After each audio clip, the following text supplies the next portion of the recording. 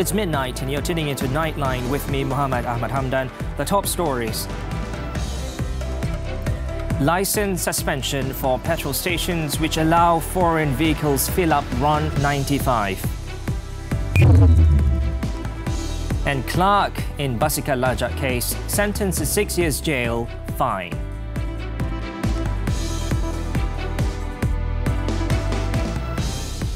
Good morning. Prime Minister Datuk Seri Ismail Sabri Yaakob broke fast with Cabinet Ministers, Menteri Besar, Chief Ministers, Deputy Ministers as well as heads of foreign missions at his official residence in Sri Perdana on Wednesday. The function was attended by about 300 guests, including top senior government officials. Among those present were Senior Defence Minister Datuk Seri Hishamuddin Tun Hussein, Communications and Multimedia Minister Tan Sri Anwar Musa, Health Minister Khairi Jamaluddin and Foreign Minister Datuk Seri Saifuddin Abdullah. Also invited to the occasion were 35 orphans from Rumah Anak Yatim Raudatul Al-Faiz in Gombak, Selangor. He later joined the congregation to perform Maghrib, Isha and Tarawih prayers.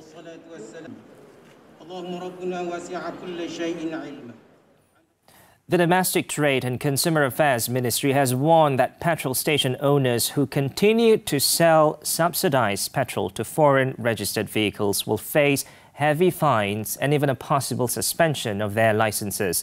Its Minister Datuk Seri Alexander Nantalinggi said the move is part of the ministry's effort to intensify the enforcement on the matter. In a statement, Datuk Seri Nanta said companies that run foul of the law can be fined not more than 2 million ringgit for the first offence, followed by not more than 5 million ringgit for the subsequent offence. Meanwhile, individuals can face fines of not more than 1 million ringgit for first-time offenders and not more than 3 million ringgit for the subsequent offence, or be sent to prison for not more than 3 years. He said the ministry will mobilise 2,200 enforcement personnel nationwide to monitor vehicle owners and petrol station owners who continue to flout the law. This includes deploying plainclothes personnel at petrol stations to nab the culprits red-handed. The statement added that the ministry will also temporarily suspend the licenses of petrol station owners until investigations are completed. Now, Indonesian domestic helpers will be paid not less than the minimum wage enforced in this country. Human Resource Minister Datuk Seri M. Saravanan said the matter was among the contents of the Memorandum of Understanding MOU on the recruitment and protection of Indonesian domestic helpers in Malaysia, signed on April 1st, 2022. Responding to a media report which stated that Indonesian domestic workers' salary would start at 1,200 ringgit, Datuk Seri Saravanan said Indonesian maids will be paid at least the minimum wage of 1,500 ringgit. He said this was no longer an issue and expressed hope that there will be no more confusion on the matter. Meanwhile, he said certain sectors will be temporarily exempted from implementing the 1,500 ringgit minimum wage policy when it comes into effect on May 1st, including informal sectors and those experiencing financial losses from the COVID-19 pandemic. Tapi atas permintaan Kabinet dengan Yang Amat Perdana Menteri, beberapa sektor akan diberi kelonggaran. Sebab ini bukan perkara baru dulu saya kena cakap pelan kalau tidak ada orang terfaham dan dia tulis lain. Okay.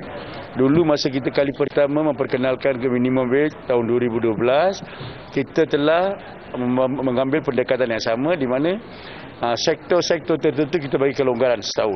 Datuk Seri Saravanan said among those involved would be farmers, hotels and tourism industries as well as companies with fewer than 5 employees. He said at the same time the ministry also commended larger companies who have agreed to implement the minimum wage. Datuk Seri Saravanan said this to reporters after launching the Human Resource Development Corporation Micro-Credential Initiative in Putrajaya on Wednesday. Lembaga Tabung Haji TH is studying the need to make a targeted structuring of Hajj payments according to the capability and income of the pilgrims to help those who wish to perform the religious pilgrimage. TH Hajj Executive Director Datuk Seri Said Saleh Said Abdul Rahman said the structuring of the Hajj payment could help prospective pilgrims, especially the B40 group, to fulfill the 5th pillar of Islam despite being less able. He said no decision had been made on the matter thus far, as it needed to consider feedback from various parties. He also denied that the increase in costs for Muassasah pilgrims this year is due to the financial difficulties faced by TH, as the body had announced dividend distribution to contributors, which showed that its financial standing was sound. He said the increase was instead due to inflation, tax factors and other services in Saudi Arabia.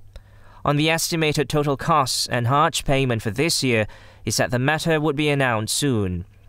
According to Datuk Sri Said Saleh, TH is currently waiting for the Saudi government to announce a quota of Malaysian pilgrims allowed to perform the Hajj for this season. Moving on, the number of people using the check-in feature on the MySejahtera application has shown a significant decline of more than 30%, equal to around 8.6 million users.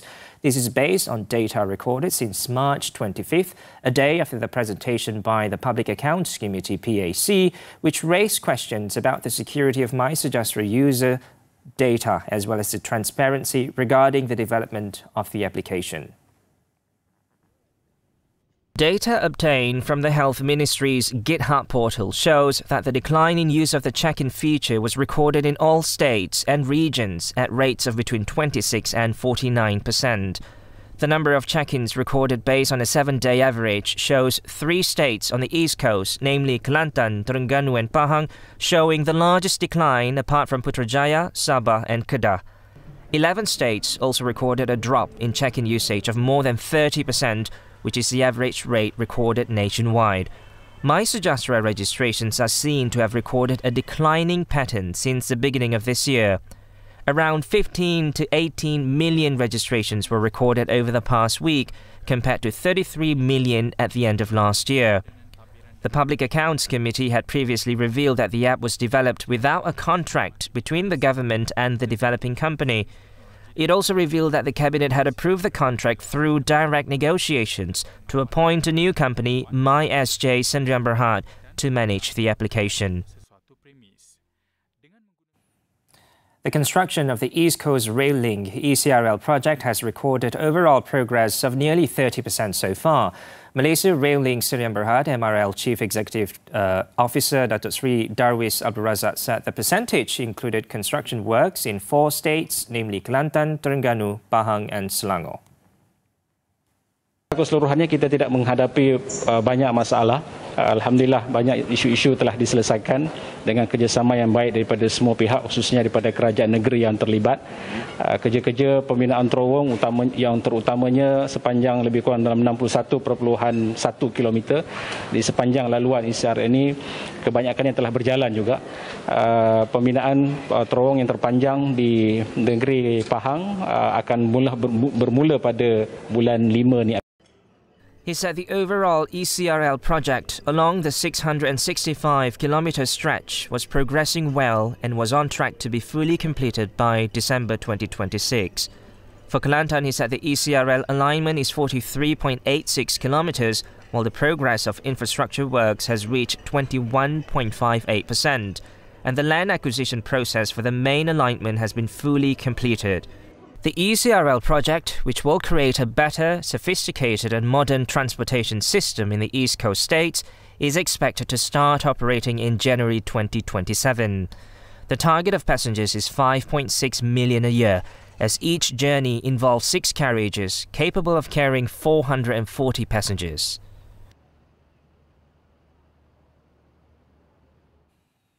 The Johor Bahru High Court sentenced a clerk to 6 years jail and fined her 6,000 ringgit for reckless driving, causing the death of 8 teenage cyclists 5 years ago. The decision overturned a magistrate's court decision to acquit and discharge Sam Ker Ting over the case. In his decision, Judge Abu Bakar Qatar said the prosecution had proven a prima facie case and the High Court had ordered the accused to enter her defence. He said the lower court had erred in reconsidering several issues raised at the end of the prosecution case regarding the identity of the driver, the eligibility of exhibits, and the non-identification of the victims. The High Court also ordered the woman to undergo an additional 6 months in jail if she fails to pay the fine, while also losing her eligibility to drive for 3 years after she completes her jail sentence. Defence lawyer Muhammad Faisal Mokhtar urged the court to grant a stay of execution as they planned to take the case to the Court of Appeal. However, this was rejected by the judge as they had yet to get approval from the Court of Appeal. It was previously reported that the accused was charged with reckless driving, causing the death of 8 teenage cyclists at Jalan Lingkaran Dalam, Johor Bahru at 3:20 a.m. on February 18, 2017. After low-key celebrations for 2 years due to strict COVID-19 Standard Operating Procedures (SOPs), the Tamil, Sikh and Malayali communities in Malaysia are all set to usher in their respective major festivals grandly on Thursday and Friday. Chittirai Putandu, the Tamil New Year, and Vaisakhi, the Sikh New Year, will be celebrated on April 14th, while the Vishu festival will be observed by the Malayali community on Friday, April 15th. Malaysia Hindu Sangam President R.S. Mohan Chand said the Tamil community is expected to celebrate their New Year on a grand scale following the SOP relaxation as the country transitioned to the endemic phase on April 1st. He said they may attend prayer activities in temples without the need for physical distancing. The birth of the Tamil month of Chittirai is marked annually on the first day of the Tamil solar calendar. Sikh Naujawan Sabha Malaysia President Dr. Jasbir Singh said the community will celebrate Vaisakhi festival on April 14th by visiting Gurdwaras where the celebration will take place until April 17th. Vaisakhi commemorates the birth or establishment of Khalsa by Guru Gobind Singh Ji, the 10th Sikh Guru, in 1699. He said usually during the festival, families prepare the Visukani, which is a panorama of auspicious items with flowers, tulasi, konapu, grains, rice and a mirror. Datuk Seri Ahmad Zahid Hamidi on Wednesday began his defence against 47 charges involving criminal breach of trust, CBT, corruption and money laundering by denying he had ever ordered anyone to use charity foundation Yayasan Akal Budi funds for his personal gain. The former Deputy Prime Minister said he had always been involved in charity and welfare-related activities and cited how he had been using a big chunk of his income since way back for such causes. Citing an example, the UMNO president said he used to earn an average of 120,000 ringgit monthly from the mid-1990s when he was Bank Simpanan National Chairman and Executive Director in 4 other listed companies. He said the balance was all used for charitable purposes, where he either donated the money or helped the poor and used the money for religious and welfare activities. Datuk Seri Ahmad Zahid also recounted how he became involved in politics and rose up the ranks in UMNO after holding various posts starting from the Bagan Dato' UMNO Youth Chief in 1984 before going all the way up to the party president post in 2018. Recounting on his political career, Datuk Seri Ahmad Zahid said in 1987 he was appointed as political secretary to then Youth and Sports Minister Datuk Seri Najib Razak before going on to become Tourism Minister in 2004, Defence Minister in 2009 and Home Minister in 2013, and in 2015 he was appointed as Deputy Prime Minister. He said his charitable activities had come to a halt since the Yayasan Akal Budi accounts were frozen after he was charged. Datuk Seri Ahmad Zahid took the stand on Wednesday as the first witness after being ordered to enter his defence against all charges by High Court Judge Datuk Colin Lawrence Sequeira on January 24th. More local updates later in the bulletin, but first, after this breather, truck carrying miners in Indonesia flips over. The details when we return.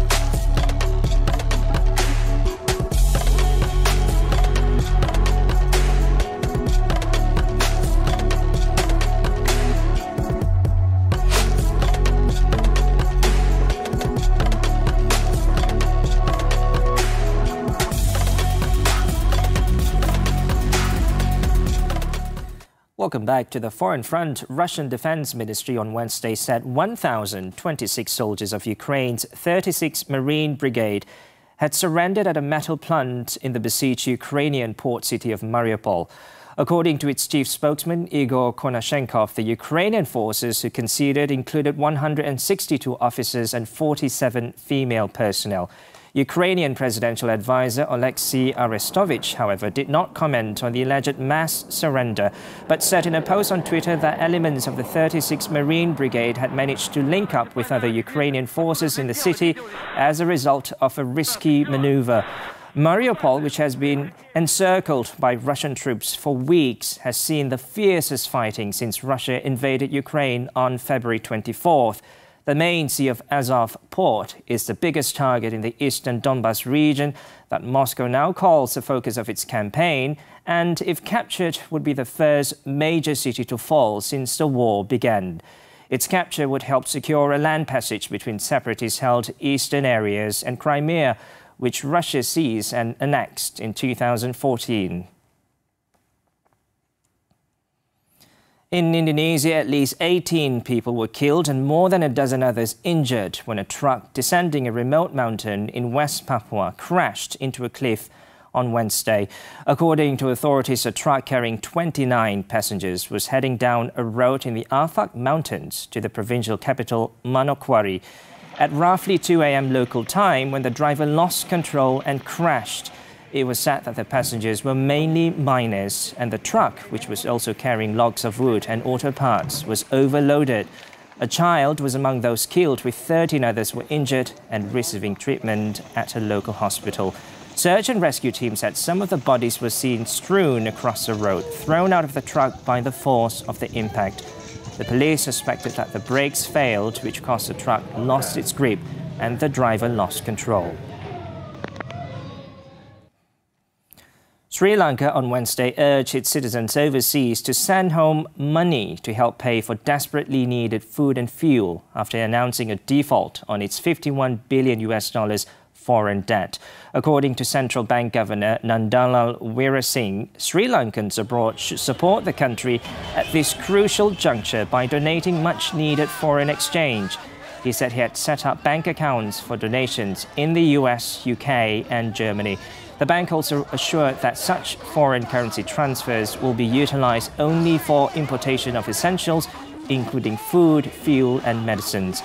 Weerasinghe's appeal, however, has so far been greeted with skepticism from Sri Lankans abroad.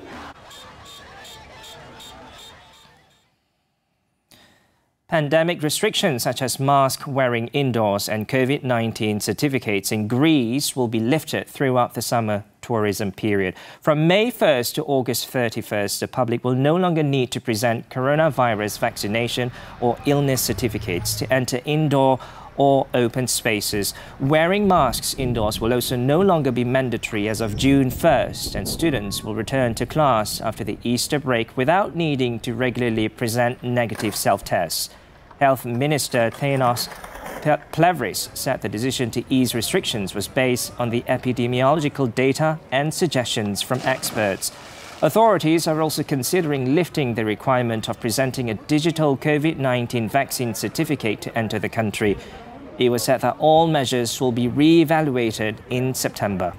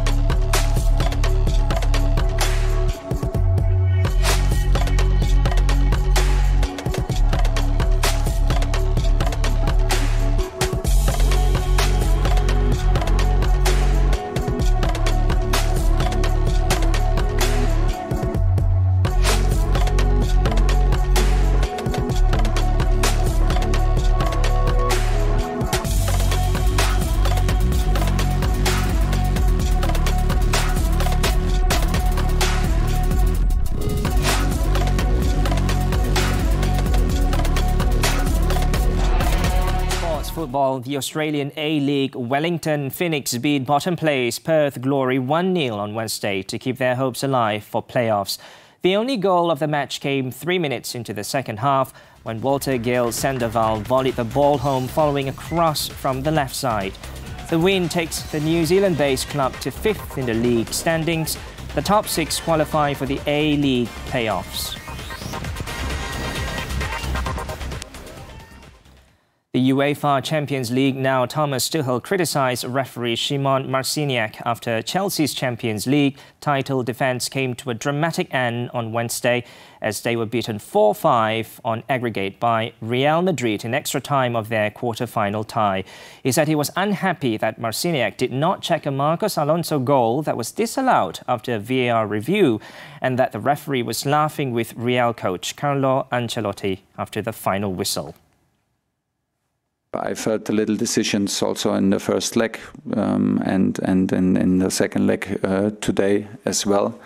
I did not see the goal, but I told them that I'm super disappointed that he does not come out and check it on his own. I see him laughing and smiling and laughing loud with the opponent's coach. I think this is the very, very wrong time to do this after a final whistle in 126 minutes. After losing 1-3 at home in the first leg, the Blues took a 3-0 lead on the night to go ahead in the tie, only to concede an 80th minute goal to substitute Rodrigo. Karim Benzema, who scored a hat-trick in the first leg, grabbed the crucial goal 6 minutes into extra time, and Real held on to a win under concerted pressure from Chelsea.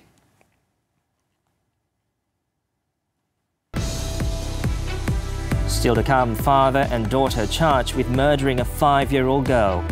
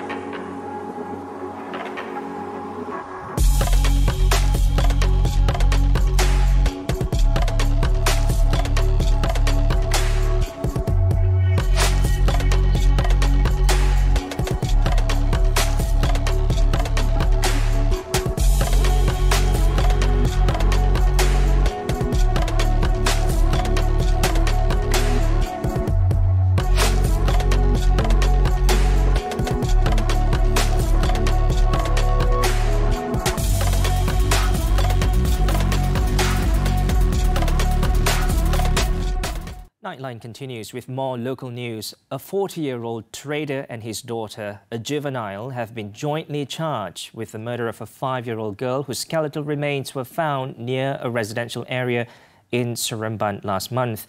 Khalid Reza Shuib and his daughter, who turns 18 in October, were jointly charged with murdering Hanan Hasrul Izwan at a house in Taman Niyan at around 7 p.m. on March 3rd. Khalid and his daughter only nodded after the charge was read out before Magistrate Muhammad Firdaus Saleh. Khalid is also charged with killing 29-year-old Mariama Abdullah Bassam between March 15th and March 17th, 2022 at the same location. The charge was read out before Magistrate Nurzaliza Tasmin. Both cases are under the Penal Code, which carries the death penalty if convicted. Meanwhile, Khalid pleaded guilty to injuring Siti Sharifah Aibidin, 35, at the same location between December 2021 and March 23rd. He was also accused of injuring the woman by splashing hot water, as well as neglecting Sufi Hasrul Izwan, 20 months old. Remention of all cases will be on May 17th. Earlier, Khalid, along with his son and brother, were arrested after the discovery of a woman's body at Jalan Lama Bukit Putus. The case led to the discovery of a child's remains in a bush near Taman Bukit Zamrud, as well as an abuse case of a mother and her child.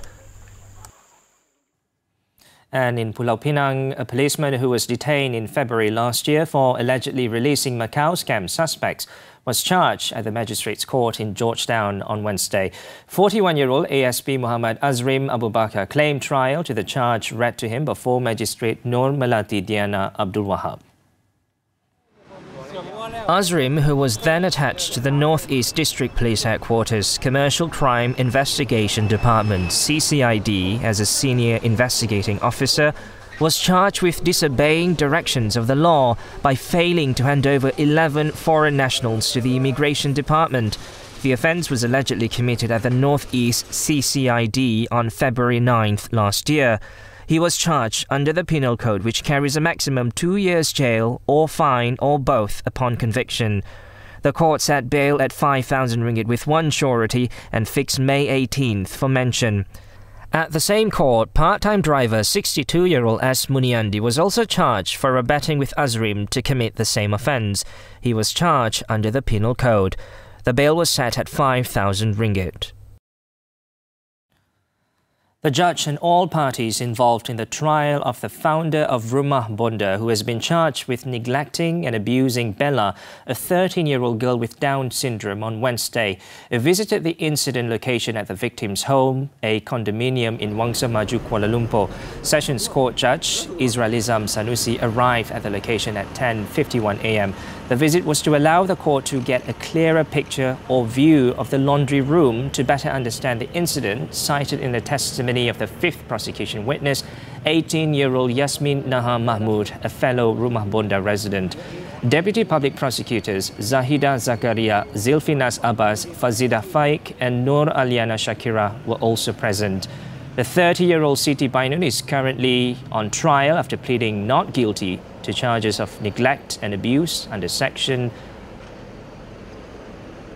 of the Child Act 2001, which carries a 20-year jail sentence or a 50,000 ringgit fine, or both if convicted.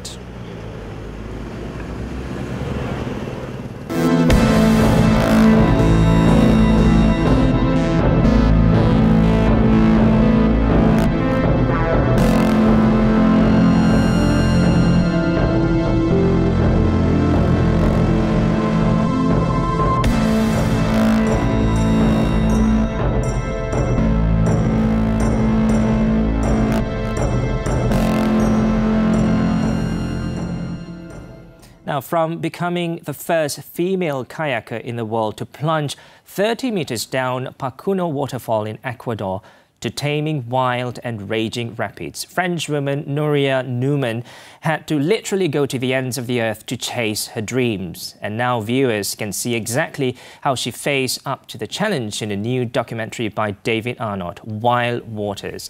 Let's take a look as we wrap up Nightline this time around. I'm Muhammed Hamdan. Thank you for watching. And to our Muslim viewers, Selamat Bersahur.